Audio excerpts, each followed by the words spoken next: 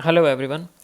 यार बहुत सारे बच्चों के मैसेजेस आ रहे हैं, कमेंट्स आ रहे हैं कि एग्ज़ाम कैंसिल के लिए आप वीडियो बनाइए, आप एग्ज़ाम कैंसिल को सपोर्ट कीजिए।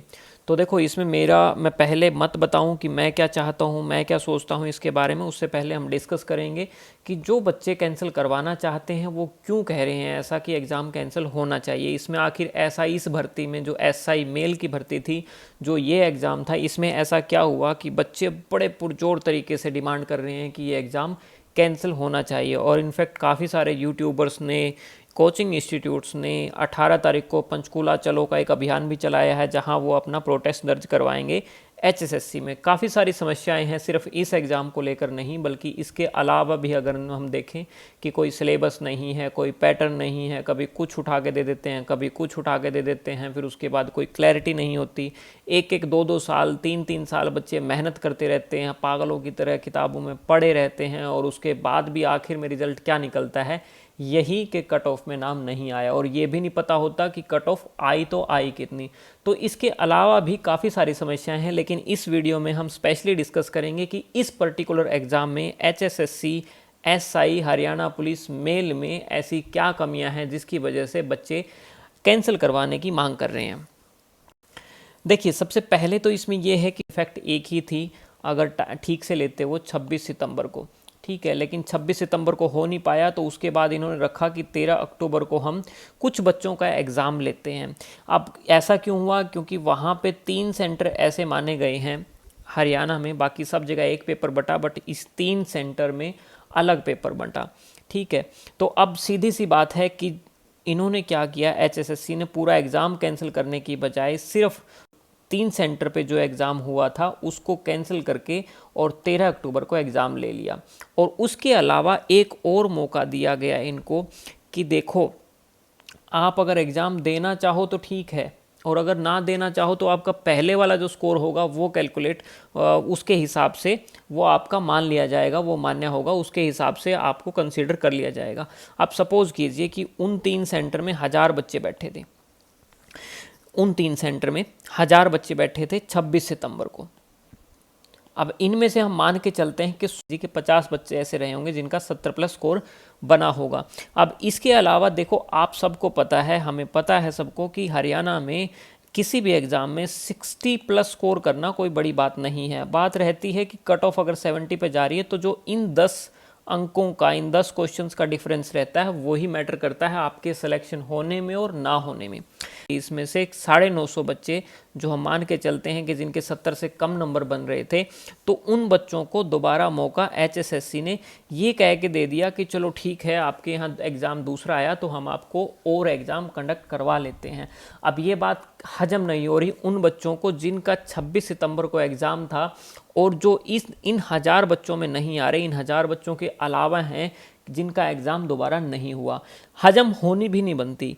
इसके पीछे सबसे बड़ा कारण ये है कि उनको 15-16 दिन का एक्स्ट्रा विंडो मिल गया था प्रिपेयर करने के लिए, उन बच्चों को जिनका 13 अक्टूबर को एग्ज़ाम था। और अगर आपने फेयर सिलेक्शन करवाना था तो सब बच्चों का दोबारा लेते या फिर किसी का भी ना लेते, ठीक है। अब इसमें कई बच्चे कह रहे हैं कि नॉर्मलाइजेशन होगा, नॉर्मलाइजेशन होना चाहिए, नहीं होना चाहिए। यार नॉर्मलाइजेशन, जब आईआईटी दिल्ली ने ये फॉर्मूला दिया था नॉर्मलाइजेशन का, ठीक है, ये ऑल ओवर इंडिया जितने भी एग्ज़ाम्स होते हैं जो मल्टीपल शिफ्ट्स में होते हैं, तो मोस्टली उनमें यही फॉर्मूला लगता है।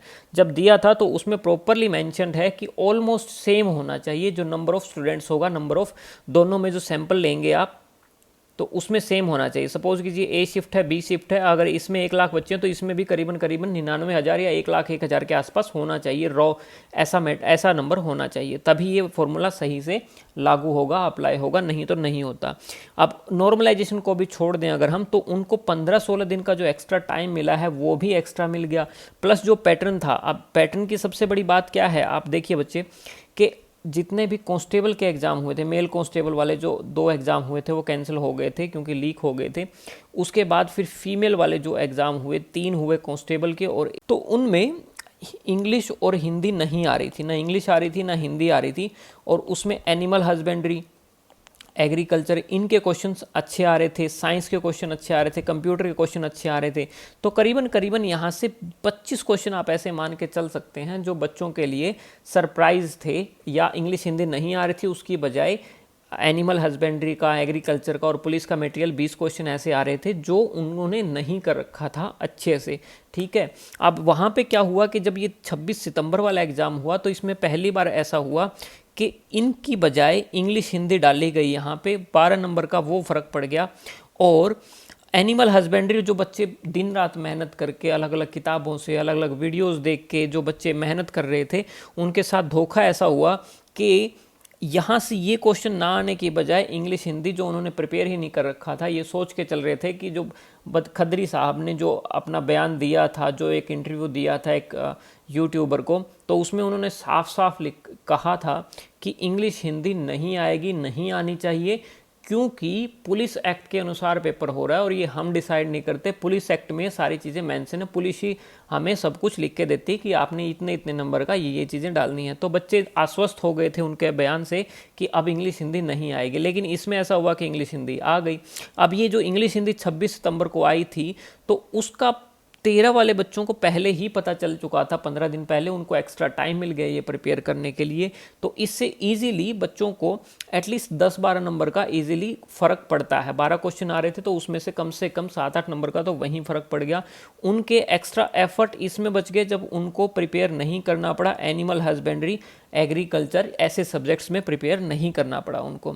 इसके अलावा पैटर्न तो पता चल ही गया था, फिर कुछ क्वेश्चंस ऐसे थे जो बिल्कुल सेम आ रहे थे। जैसे आप देखिए इसमें कि एक पशु का, एक एनिमल का साइंटिफिक नेम पूछा गया था, एक डीजीपी पे क्वेश्चन आ रहा था, जो सेंटर की जीके थी उस पे क्वेश्चन आ रहा था, पॉलिटी वगैरह से, हिस्ट्री वगैरह से अच्छे क्वेश्चन आ रहे थे। तो उनको पहले ही पता चल गया था जो बच्चा 65 स्कोर कर रहा है उसे 10 नंबर बढ़ाने में कितनी देर लगेगी। इससे तो सारा का सारा कट ऑफ का जो एक पैटर्न था, एक एक्चुअल कट ऑफ होनी चाहिए थी, रिलायबल कट ऑफ होनी चाहिए थी, उसका सारा सिस्टम ही बिगड़ गया।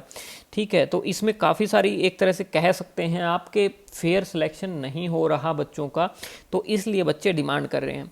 उसके साथ अगर इतना भी कर देते तो वो भी काफ़ी था, सह लेते बच्चे। लेकिन अब भी क्या हो रहा है कि आंसर की में भी क्वेश्चंस काफ़ी सारे गलत दे रखे हैं, करीबन 4-5 क्वेश्चन ऐसे दे रखे हैं जो बिल्कुल ही गलत हैं, जिनके आंसर वो बनते ही नहीं।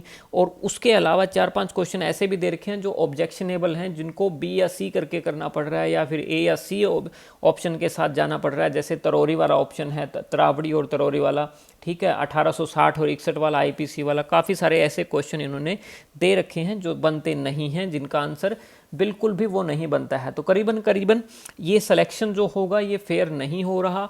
इसमें पहले भी हमारे यहाँ नेगेटिव मार्किंग नहीं थी, तो वैसे भी किस्मत पे बात ज़्यादा होती थी, बच्चे की मेहनत पे कम होती थी। और अब तो बिल्कुल ही इन्होंने जो 13 वाला पेपर लिया है और जो 26 वाला पेपर लिया, उसमें एक ऐसा सिस्टम बना दिया है, इन्होंने जानबूझकर बनाया एचएसएससी ने, कि बच्चों का फेयर सिलेक्शन ना हो, जो बच्चा डिज़र्व करता है वो उसको ना मिले, बल्कि जो किस्मत के भरोसे है, जो बच्चा शायद डिज़र्व भी ना करता, और वो वहाँ पे वो पोस्ट ले ले। तो इसके बाद अगर मैं एक शब्द में कहूँ आपसे कि क्या कैंसिल होना चाहिए, तो हाँ बच्चे, ये बिल्कुल एग्ज़ाम कैंसिल होना चाहिए। तो बात आती है कि इसके लिए अब हम क्या कर सकते हैं, हमें से क्या क्या धांधली हुई है, क्या क्या धोखा हुआ है बच्चों के साथ, उन बच्चों के साथ जिन्होंने दिन रात मेहनत की है।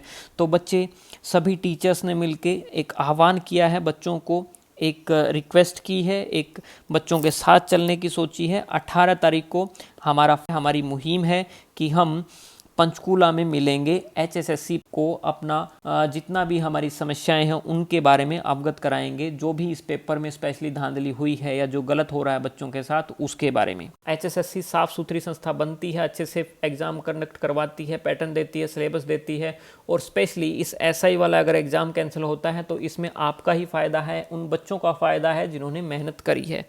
चलिए फिर मिलते हैं 18 तारीख को पंचकूला में। इस वीडियो में इतना ही। Thanks for watching. Have a great day.